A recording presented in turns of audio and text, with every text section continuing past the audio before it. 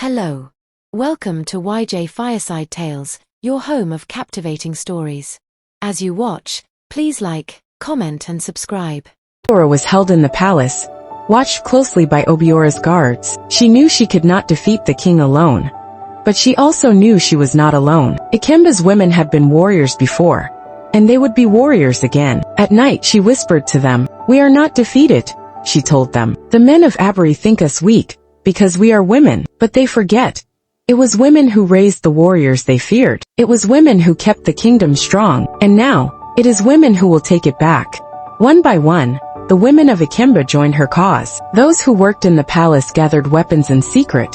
Knives, broken pieces of wood, even sharpened stones. Those outside the palace spread word to the remaining villagers. They would strike when the time was right. Meanwhile, Adaora played a dangerous game. She knew King Obiora was arrogant. He saw her not as a threat, but as a trophy, something to break and claim as his own. So she pretended. She softened her voice, acted meek and obedient, and lowered her gaze when he spoke. Slowly, Obiora let his guard down. "Perhaps I was wrong about you," he mused one evening. "Perhaps you can be useful to me after all."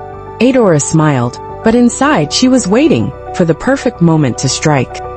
That moment came on the night of the full moon. The palace was quiet, the guards relaxed. Obiora had grown used to Adaora's presence, thinking her tamed. That night, as he drank his wine, Adaora finally acted. She reached for the dagger she had hidden beneath her robes, a weapon she had stolen days before. And in one swift motion, she drove it deep into King Obiora's chest. His eyes widened in shock. Blood spilled from his mouth as he gasped. You treacherous." Adaora leaned close and whispered, "Ikemba bows to no one."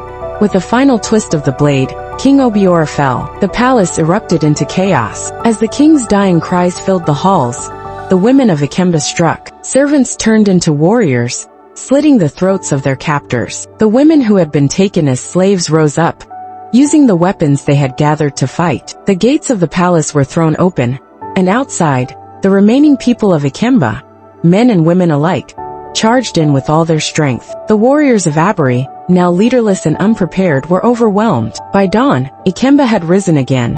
Adaora stood upon the palace steps, blood on her hands but fire in her heart. The invaders were slain, the palace reclaimed, and the people of Ikemba freed. Adaora looked over her people, her warriors, her sisters in battle, and she knew this was not just a victory, this was a beginning. Ikemba had fallen, but now it had been reborn. The sun had barely risen over the reclaimed kingdom of Ikemba when the people gathered in the palace courtyard. They had suffered greatly.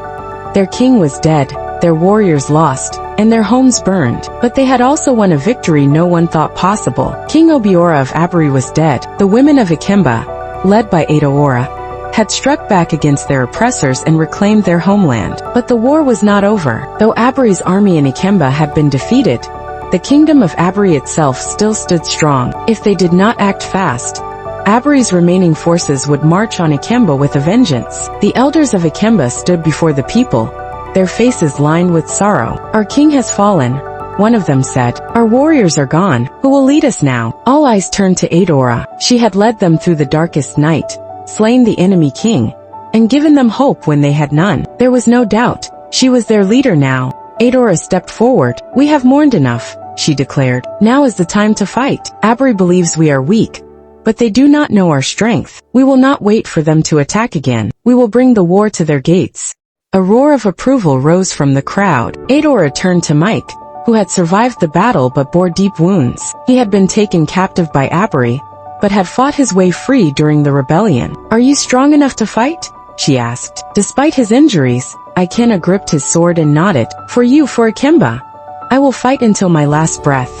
The warriors of Ikemba were gone, but Adaora's army was unlike any before it. The women of the kingdom took up weapons, no longer just caretakers but soldiers. The remaining elderly warriors and young men, those too young to fight before, now stood ready to defend their land. Even former palace servants and farmers armed themselves with spears and bows. They were not trained soldiers, but they had something far stronger: rage, grief, and the unbreakable will to survive. Within days they marched for Abiri. Abiri had never expected an attack. They believed Ikemba was finished, leaderless, broken. But as the sun set on their kingdom, a dark storm approached. From the hills, Ikemba's warriors descended like spirits of vengeance. The women, swift and deadly, moved like shadows, cutting down guards before alarms could be raised. Arrows rained from the sky as Mike led a charge against the palace gates, smashing through the defenses. The people of Abiri, seeing their warriors fall, panicked. Without their king, without their strongest warlords, they were weak.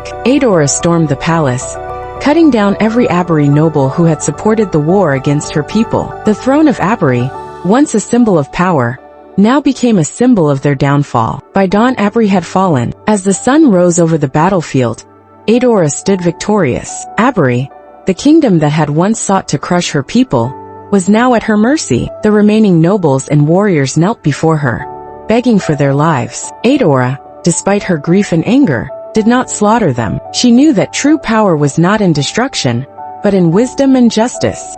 Ikemba does not rule through fear, she declared. Swear loyalty to us, and you will live. Betray us, and you will suffer the same fate as your king. With no other choice, Abiri bowed. The war was over. When Adaora returned to Ikemba, she was greeted with songs, drums, and praise. She had avenged her father, saved her people, and ended the war. That night, under the glow of 1,000 torches, Adaora and Ikenna stood before the people. We have fought together, we have suffered together, she said. Now we will rebuild together. And as the people cheered, Ikenna stepped forward and took Adaora's hand. Through battle and blood, we have stood side by side, he said. Let us stand together always. Before the entire kingdom, he asked for her hand in marriage. With a smile, Adaora said yes. And so, the story of Adaora, the Warrior Queen of Ikemba, comes to an end. Through courage, resilience, and unwavering determination, she led her people from the depths of despair to a glorious victory. Ikemba rose once more, stronger than ever, with Adaora and Ikenna standing side by side as protectors of their homeland. But legends never truly end. They live on in the hearts of those who hear them,